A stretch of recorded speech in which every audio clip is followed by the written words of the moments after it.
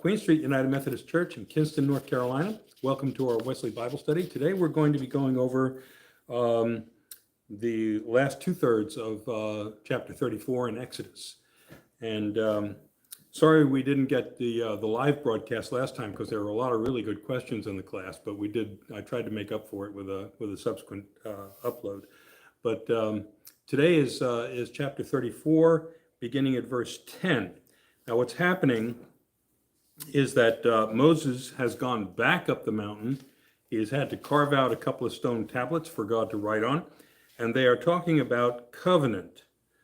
Actually, I'm going to pick it up at verse 8 because there's something in verse 8 that I think is informative for us.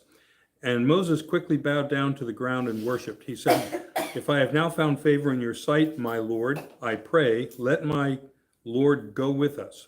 Although this is a stiff-necked people, pardon our iniquity and our sin, and take us for your inheritance." Okay, so what is Moses doing?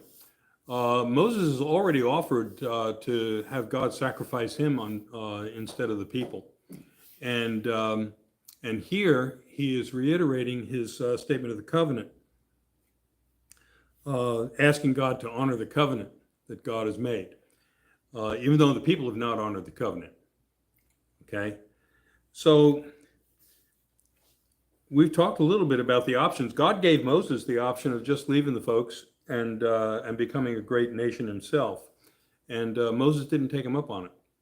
Okay, so he did not walk out. He did not abandon his people, and I think that's informative for us today.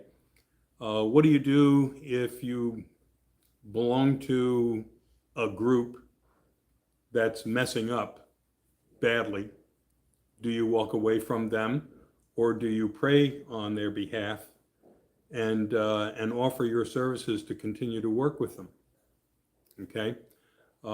Sometimes we have family members that are a disappointment, and sometimes the relationship is strained. Okay, and you may have times when you don't communicate with them, but if things begin to change a little bit and you see an opportunity for redemption, do you step in and try to redeem them, or do you nurse your hurts?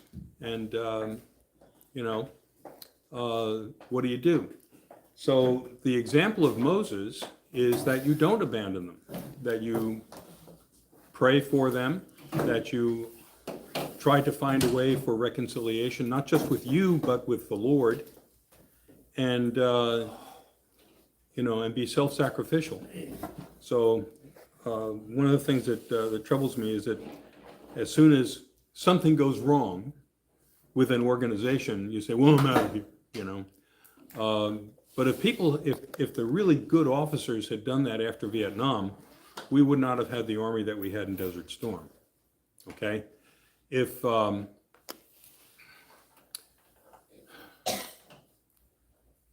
we all belong to some political party, and there's a lot of reason to be angry at whatever party you belong to right now. But are you changing your party? Yeah. Yeah, some are. Okay. Or are you trying to redeem the party that you're in? Those are the questions that are before us. And one of the things that I think is prevalent in our society is that we will abandon something that we have committed to at the spur of the moment for, sometimes major reasons, sometimes minor reasons. But everybody in this society is quick to take their marbles and go home. And we need to understand about commitment. Okay. I know in our own denomination, we're going through some challenges right now. And I had a conversation with the district superintendent about my stand on the issue. And I said, over the course of my life, I've taken some vows. I've taken some vows of marriage. I've taken some vows to support and defend the Constitution against all enemies, foreign and domestic. And I made a vow to the church. And I said I take all my vows seriously. Okay. And Marriages aren't perfect. Sometimes they're pretty good. But yeah, okay. The Army was not always a cakewalk. Believe me, I found incompetence at all levels in the military as I was going through. And in the church, there are tremendous imperfections in the church. But the question is, if you make a commitment, are you committed? And I am. So Moses was committed to his people, okay? And what do we see later on in the New Testament? Okay, and something that we're going to have as part of our liturgy today, as part of our communion, okay? Christ died for us while we were yet sinners. That proves God's love for us, okay? So Christ has invested in us knowing that at this point in our lives, we might not look like a good investment. All right? That's for sure. Okay, but Christ takes the long view. And I think not enough people are really taking the long view in relationships with organizations and relationships with other people, with family. And we just need to be a little bit, God is patient with us, and we need to demonstrate that kind of patience. Patience informed by love. Patience informed by an attitude of redemption. You know, Christ's model for us in redemption is, you are redeemed as you are willing to be redeeming. So that's kind of where I'm coming from. It doesn't mean that I accept things or that I think things are perfect by any means, but I do know that this is a really, really good denomination. It's done some excellent stuff down through the years, and I think it can be redeemed. I really do. But it's going to take people to stick around and redeem it. Is that, are you talking about the Methodist Church or the United Methodist? The United Methodist Church. The United Methodist Church. Okay, and Methodism in general down through the years. A lot of flaws. A lot of flaws. Okay. And, you know, heaven forbid you lose the football game. Yeah. You know, fire the coach. Yeah, fire the coach. You know, or I'm not buying another ticket, or you know. It's we want instant, Gratification. instant, whatever, everything. Yeah, you know, but Christ came to redeem losers. You know, and Christ expects us to come and redeem losers too. Thank goodness. Yeah, that's right. Thank God. Okay, so anyway, I just wanted you to know that Moses is putting himself, and there's a redemption aspect of what Moses is doing that is going to be reflected. There's an awful lot about Moses. If you read through this and you understand Moses' conversation with God and how he makes his appeals and all the rest, and then you get to the model of Christ in the New Testament, Christ is a new Moses. There's going to be a lot of parallels between Christ and Moses. Okay? All right, he said, I hereby make a covenant before all your people. I will perform marvels such as have not been done in all the earth or in any nation, and all the people among you who live shall see the work of the Lord, for it is an awesome thing that I will do. It is an awesome thing that I will do. And it is. And okay. In order to have an awesome thing, you have to have an unawesome thing to compare it to. Okay? God never did anything with one side to it. So things have got to be really crappy before you realize what a blessing it is that God is introducing into the situation.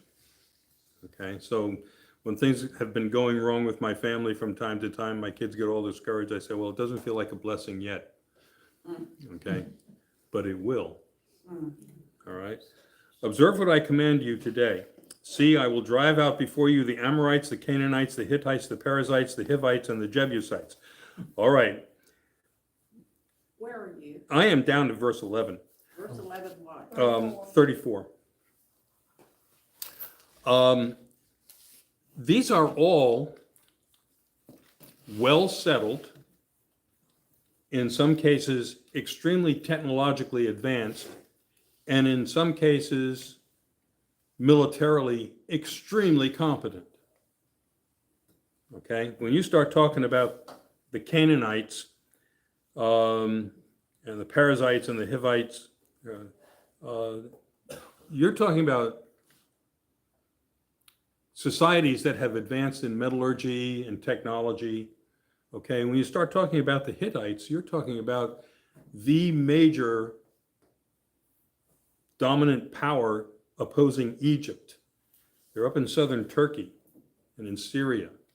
These are the Hittites, and I mean they have a war record that's incredible. Okay, so these are very powerful communities and cultures that he's talking about. Take care not to make a covenant with the inhabitants of the land to which you are going, or it will become a snare to you among you. Rather, you shall tear down their altars, break their pillars, and cut down their sacred poles. For you shall worship no other God, because the Lord, whose name is jealous, that's new, is a jealous God. Surprise. Okay. You shall not make a covenant with the inhabitants of the land, for when they prostitute themselves to their gods and sacrifice to their gods, someone among them will invite you and you will eat of the sacrifice. Okay, I'm going to back up a little bit here. One of the characteristics of pagan worship in Canaan was there was a tremendous, and this is all over everywhere where paganism has been practiced, there's a tremendous amount of sexuality and licentiousness that is sometimes not just authorized in the society, but is an integral part of worship. These objects that God is describing, their pillars, their sacred poles, these were phallic symbols that were used in worship. And it's all fertility rites and things like that, okay? And he's saying, you'll not make a covenant with the inhabitants of the land. When we get up to Joshua, you're going to see that they did, in fact, make covenant with the inhabitants of the land. The ones that they didn't, annihilate, they made some arrangements. They had treaties with them. There were places that were occupied by the original residents that were tolerated. And so you had these enclaves of paganism within Israel. The people got to some point in their invasion of Canaan where there were some places they just couldn't take, and so they made arrangements. And sometimes in case they could not take them, they could not They couldn't. overcome them. they couldn't overcome them. Where was God? Good question. I mean, I'm just saying that the prediction is here, but the reality was quite different. Okay. Not to say that their initial conquest of the land wasn't very successful, but at the same time, you're going to see that one of the tribes that's coming along with them and participating in the invasion of the land is not Israelite. So I kind of always thought that the people didn't follow God's rule by healing everybody. Right, But I hear you saying that the people were not able to do it, not because they didn't want to. right. And that's in Joshua. They'll say this enclave was too tough. Okay, Yeah, that's, again, I know, but I mean, it's in your Bible. I agree. Okay. Then again. Right. Yeah, that's one of those then again things. Yeah. Okay. And you have to understand too that the standards for historical record in ancient documents do not have to be consistent in any way. And see, I don't know what that means. Maybe you're a little dingy, I don't know. Maybe I'm not saying, in fact, I forgot what I was going to say. Okay, but why is this prohibition so strong? You're really seeing a tremendous focus on this part of basically the Ten Commandments. When God is talking covenant with his people, he's not really getting into thou shalt not steal or murder or anything like that. He's getting into the relationship with God. Have no other gods before me. Remember the Sabbath day to keep it holy. These things that are involved with a direct relationship with God. And why the prohibition on not making a covenant? Well, let's take a look at what happened post-David. Okay? Post-David, you had a pagan king named Solomon, whose mama was pagan. Okay? She was a Hittite. And Solomon did not adhere. I mean, he built the temple. He talked to God. Okay? There's record of that. He wrote some really cool stuff, Proverbs and all of that. But in terms of how he behaved, he made covenants all over the place. One of the evidences of that is that he had so many wives. Okay? Wives were a part of treaty arrangements. And so he had so many wives because he made so many treaties. And every time you make a treaty with another country, then they have an embassy in your country, and their embassy looks like a temple, and it is a temple to worship their particular god in your particular city. So Solomon invited pagan influences into his country. Okay, he made covenants with them, and then they invaded, basically. Or at least they brought their religions in, and that was a competition with the worship of God. His sons, his grandsons, all the rest, and especially in the northern kingdom, northern tribes of Israel, made tremendous compromises with the surrounding cultures. Until finally, you couldn't tell the difference between the northern kingdom and the pagan neighbors. And that's when the Assyrians invaded and took them captive. Okay, and there's a tremendous amount of evidence that they were compromising in Judah, in the southern kingdom, with other countries. And, the Babylonians came in and finished the job. And then these people were carried off. Okay? So the people who are carried off are writing this. And what do they want you to know about making covenants with other countries? Not a good idea. Okay? But that's why you have this very strong emphasis in the reestablishment of covenant. That's recorded in this history.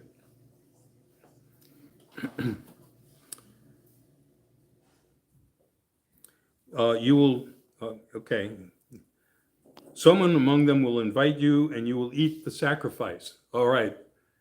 Tremendous controversy, especially in Corinthians, about whether or not people can eat stuff that's been sacrificed to idols. Okay. And Paul says, well, it's not a god anyway, so don't worry about it. Okay. The idea is you go to their house and you influence them, and don't let them influence you. Okay? Accept the invitation, because that gives you a foot in the door with somebody that you can bring Christ to. So that's basically Paul's rationale. And it was tough for the early church, because especially in the Roman Empire, part of the meat inspection process was that it had a USDA stamp on it. Okay, well, it had the stamp of imprimatur of some pagan god. Okay, and that told you that the meat was certified, that it was fit for consumption. Okay, so all the meat that you could buy in the market that was inspected had this imprimatur on it. And so that would mean that the meat had been offered to an idol. And you probably would have to be a vegetarian in order to stay a Christian if you believed you shouldn't be eating this kind of stuff. So Paul got much more liberal about this sort of thing. Okay, and you also have Peter with his vision.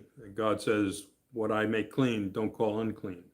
Okay, so Paul does an awful lot to try and remove the dietary restrictions on Christians, especially Jewish Christians, so that they can be more appealing and interact more with their Gentile neighbors and offer them Christ, which those Christians did. Okay? All right. And you will take wives from among their daughters for your sons, and their daughters who prostitute themselves to their gods.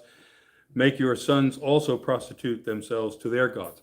All right, what is this a precursor to? Well, take a look at Ezra and Nehemiah. When the people come back from the captivity, what's one of the things they do as part of the purification process? Reestablishing themselves as the people of God after they've read the law and all that, is they put away their foreign wives. Kill them? No, they didn't kill them, they divorced them. You know, but they didn't allow foreign wives. You know, they said, okay, you got to keep it with our community, but no foreign wives. And especially because their understanding was that a person's religion was passed down through the mother, not through the father. So what did they do with the children of the foreign wives? Doesn't say. Doesn't say. They were boys, they kept them. If they were girls, they got rid of them. Probably so. Did they leave the wives in the foreign countries? No, they were already, Same here. they had already arrived. Now they cast them out. So where did they go? Well, they went to the neighbors who the Babylonians had placed in that area, and those neighbors were pagan. You know, that's the only place that they could find, you know, whatever. And you know, there wasn't any alimony. So these women were really vulnerable, very vulnerable. Okay, it says you shall not make cast idols. Okay, well, what did Aaron do? He just threw the gold in and it came out. It wasn't really cast. He just kind of threw the gold in and the calf walked out of the fire, you know. All right, now this, okay, we're going to take a look at these next restrictions. You shall keep the festival of unleavened bread. 7 days you shall eat unleavened bread, as I commanded you at the time appointed in the month of Abib. For in the month of Abib you came out of Egypt. Okay, so they're going to keep the Passover. Okay, so God, as part of the covenant, makes sure that they have every year a historical remembrance and recognition of their liberation from Egypt by the hand of God. All that first opens the womb is mine, all of your male livestock, your firstborn cow and sheep, the firstborn of a donkey you shall redeem with a lamb, or if you will not redeem it, you shall break its neck. All the firstborn of your sons you shall redeem. Okay. He's claiming the firstborn, okay, and he's saying, you don't have to kill the donkey if you can redeem it with a lamb, okay? But he is requiring that there be no human sacrifice. In many pagan cultures, the firstborn was sacrificed to the god as a way of ensuring fertility. And he's saying, So why would you even get pregnant? well, get the firstborn out of the way. Have a choice. Yeah. Have a choice, but. That's true. That was probably the firstborn son. Yes. Just like you said before, the women didn't count. That's right. That's right. But what God is saying here is you will redeem. He says you may redeem a donkey, but you will redeem a son. So you will not sacrifice a son. Okay? No human sacrifice. And this is one of the reasons that Judaism draws an exception with Christianity, because in Christianity we believe that there was a human sacrifice and that God authorized it. Okay, and this is contrary to Mosaic law. Wow. All that first opens the womb is mine. All your male. Okay, got it. No one shall appear before me empty-handed. Okay, no excuse if you're broke. Okay? So, in other words, you will provide recognition that I am God. You can't just come up and say, well, you know. So the devout Jews Yes, obviously made sure that they saved. What did they go to the temple, to the, whoever's selling and buy whatever the cheapest thing was? Yes, They give them to them? yes. If they had no money, they were given to them for sacrifice? There might have been some allowance for that. There was a collection made for the poor, and I don't know if they included a provision for that. But You found something. you found something. Yeah, you brought something. What was it? Birds? Birds, yeah, doves. Doves. Yeah. Obviously doves were plentiful. Doves were plentiful, and they were relatively cheap, and that was the sacrifice that was offered by Mary and Joseph for Jesus. So it seems as though they were not especially wealthy. Okay. 6 days you shall work, but on the seventh day you shall rest. Even in plowing and in the harvest time you shall rest. You shall observe the festivals of weeks, the first fruits of wheat harvest, and the festival of ingathering at the turn of the year. These people aren't farming. These are nomads. Okay? So where does this come from? This law comes from people who have been settled and who are farming.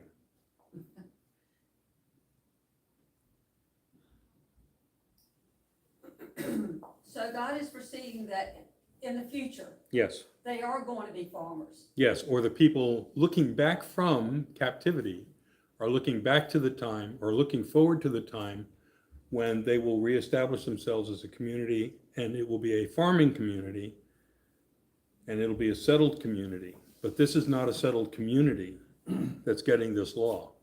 So there isn't really a way to fulfill the law for the people who are trekking about in the Exodus.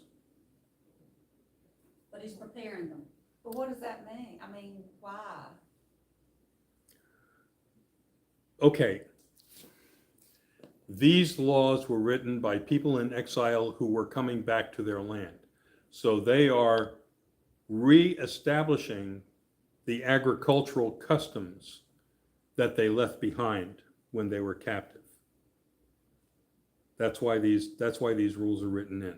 It's not for the people who are there, it's for the people who are coming back from captivity, and they're trying to reestablish their organization. Well, they have the Ten Commandments, these people that are writing this. They do have that. They have the Ten Commandments, and they know that there is a commandment to keep Sabbath day holy. Yes, So they're building this in to make sure that happens? yes, yes, and this is a radical change from the way agriculture is being done in the land that they're supposed to conquer. Okay, this is not Canaanite agriculture. The Canaanites don't observe the Sabbath. The Canaanites are all about work. They don't have it. They don't have it, Right. okay?